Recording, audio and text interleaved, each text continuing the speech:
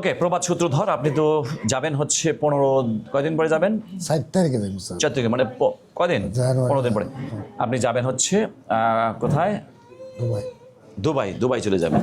আচ্ছা, এখন আপনার যে সমস্যা 1.5 বছর হলো কোমরের, 2 বছর হলো বা 1.5 বছর হলো কোমরে ব্যথা এবং ডাইন পায়ে বাম পায়ে দুই দিকেই যায়, কতক্ষণ হাঁটলে পায়ের সমস্যাটা শুরু হয়? 2 মিনিট, 2-3 মিনিট।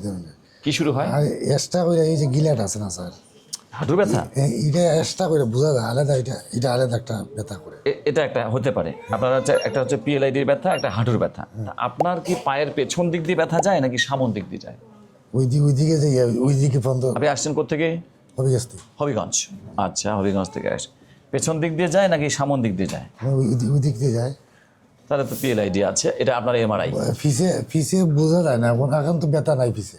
ব্যথা নাই, কিন্তু পায়ের তো সমস্যা আছে। পায়ের তো আছে, হাঁটলে বোঝা যায় ঝিনঝিন। 2 মিনিট হাঁটলে আপনার 1 বছর ধরে এই সমস্যাটা হচ্ছে। আচ্ছা ঠিক আছে, এমআরআইটা কি দেখি? আমরা এমআরআই দেখতেছি যে আপনার এই যে, এটা তো বুঝতেই পারছেন স্পাইনাল কর্ড, এটা একটু চাপ, এটা চাপ, এটা চাপ, এটা চাপ, মাল্টিপল লেভেল, অনেকগুলো লেভেল, 1 2 3 4 5টা ডিস্ক কালো।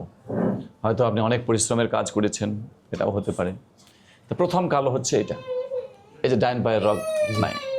দ্বিতীয় কালো এটা তো ডাইন বাম দুটোই নাই। তৃতীয় কালো এটাও ডাইন বাম দুটোই নাই। মাল্টিপল, অনেকগুলো লেভেল এরকম। আপনি তো যাবেনই কতদিন পরে, জাস্ট 15 দিন পরে দুবাই চলে যাবেন। এটাকে ডাক্তার দেখাইছেন? 3 জন দেখাই, 4 জন। সবাই অপারেশন নাকি? আপনার ইউটিউবে দেখে আপনার সাথে সবাইকে অপারেশন কথা বলছে না, বলেই নেই লাস্টে ওই বলেনি, কারণ হচ্ছে যে অনেকগুলো লেভেল, কয় লেভেল করবে? না, অন্য রোগের ডাক্তার যে স্যার, অন্য রোগের ডাক্তার, হার্টের ডাক্তার। পরে আপনার ভিডিও দেখে আমি আচ্ছা দেখি বুঝতে পারলাম যে আপনি সঠিক ডাক্তার গেছেন। 3 আর 4-এর মাঝামাঝি আপনি এই যে 15 দিন যে বলতেছেন, এই এমআরআইটা কতদিন আগে বলেন তো? 1 সপ্তাহ আগে বনানীতে করছিলাম। বনানীতে? জুবাইর স্যার। ইঞ্জেকশন দিয়েছিলেন না কোনো? না। আচ্ছা ঠিক আছে, আমি যে এখন কি ডিসিশন নেবো আপনার, কারণ এতগুলো লেভেল সমস্যা। ইঞ্জেকশন দেবো কোন লেভেলে? তাহলে দেবো L3 4।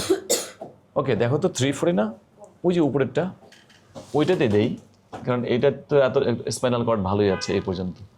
তাহলে ওইটা থেকে বেশি চাপ, 3 4।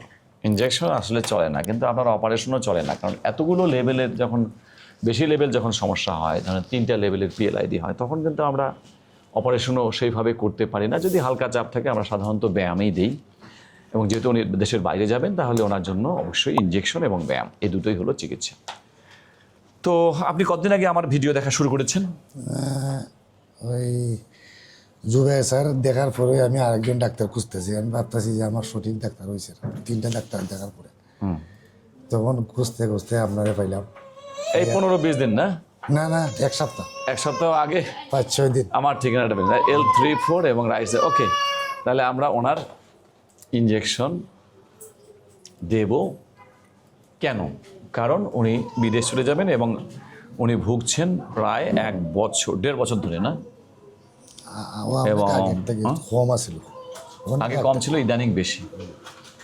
ঠিক আছে প্রবাদ সূত্রধর, আপনার প্ল্যানিং এটাই, অপারেশন লাগিলেও অপারেশন নহে, ওই ব্যায়াম 4টা আর হলো ইঞ্জেকশন। বাইরে গিয়ে আলাপ করেন, আর ওষুধ বাইরে নেওয়ার মতো লিখে দিবেন। বাইরে নেওয়ার মতো যে ওষুধগুলো সেগুলো এগুলো নিয়ে যাবেন। প্লাস এই যে এখানে যে আমরা যে আরও 2টো প্রেসক্রিপশন দিয়েছি এখানে ভবিষ্যতের জন্য, এটাও নিয়ে যাবেন।